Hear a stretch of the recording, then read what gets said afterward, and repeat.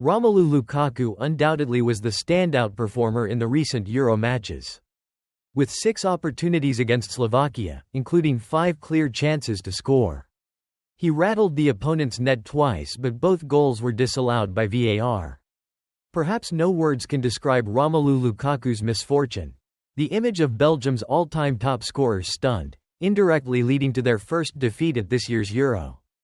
In the second minute of the match between Belgium and Slovakia, a familiar comic scene from the World Cup in Qatar emerged. It was a moment where Jeremy Doku broke through Slovakia's defensive line, the ball finding Romelu Lukaku.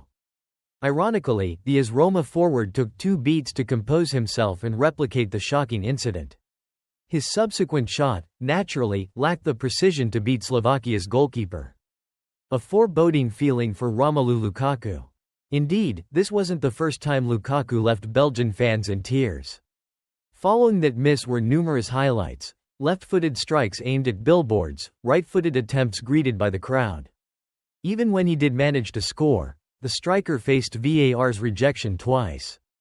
Against Slovakia, they exploited Belgium's single mistake to seal a 1-0 victory, marking a second surprise in Group E. Belgium entered the tournament with high determination. Firstly, new tactician Domenico Tedesco injected fresh ideas into the squad. He displayed youthful play during friendly matches ahead of Euro. However, everything would be in vain if Belgium couldn't assert their strength against opponents in the opener against Slovakia. Slovakia, deemed inferior to Belgium, exhibited a tightly organized defense and physical prowess. Within just over 2 minutes, pressure from Manchester City's forward Jeremy Doku nearly assisted Lukaku in opening the scoring.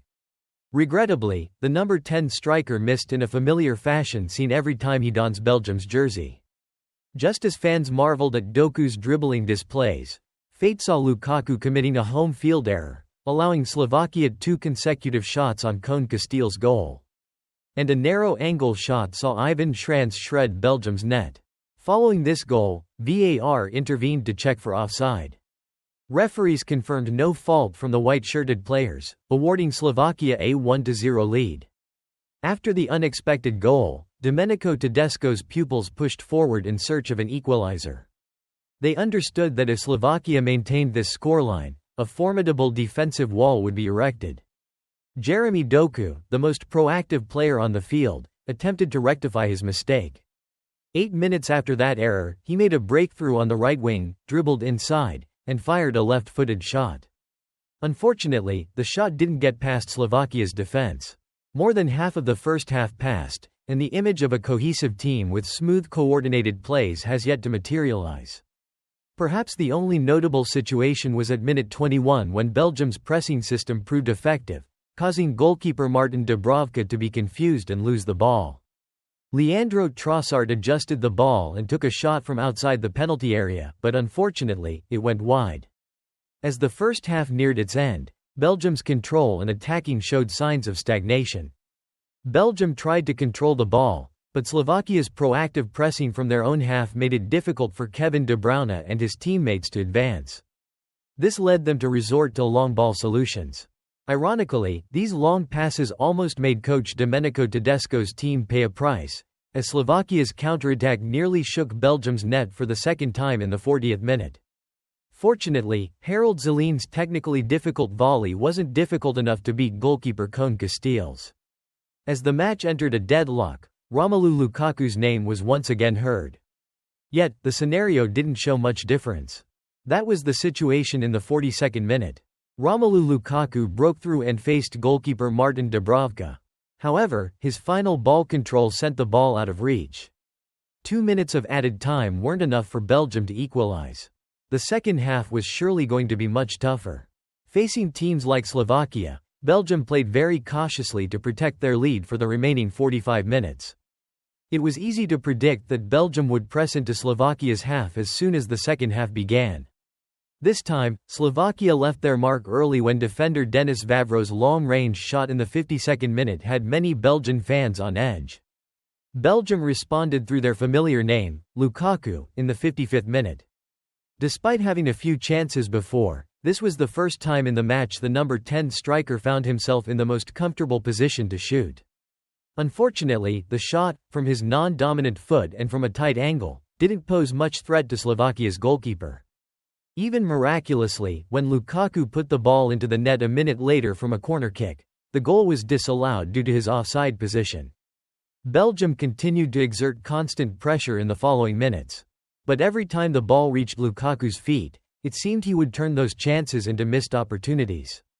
From his right foot, left foot, from wide angles to narrow ones, the ball only seemed destined for the advertising boards. Even when his teammates' long-range shots from outside the penalty area were launched, the ball strangely found its way to Lukaku, inexplicably.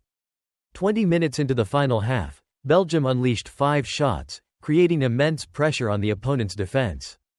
However, the more they pressed, Slovakia demonstrated their defensive solidity.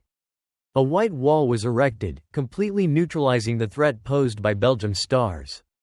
In the 74th minute, coach Domenico Tedesco introduced midfielder Youri Tielemans. This meant Kevin De Bruyne would return to his favored position just behind the striker, number 10. All the best passing lanes were now reserved for the 31-year-old star. Just as Slovakia's fans began to contemplate a victory, Lukaku unexpectedly equalized for Belgium. But once again, they breathed a sigh of relief as the goal was disallowed by VAR for a handball by Lois opened a moments earlier.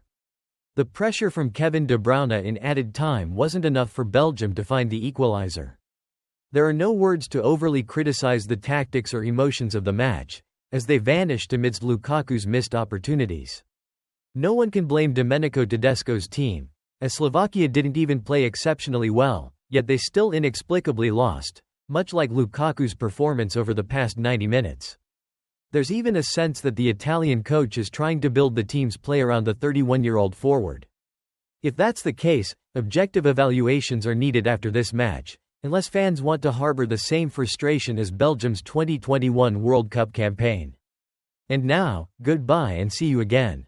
I'm Dewey Sports Commentator. Please leave your feedback so I can improve in the next video.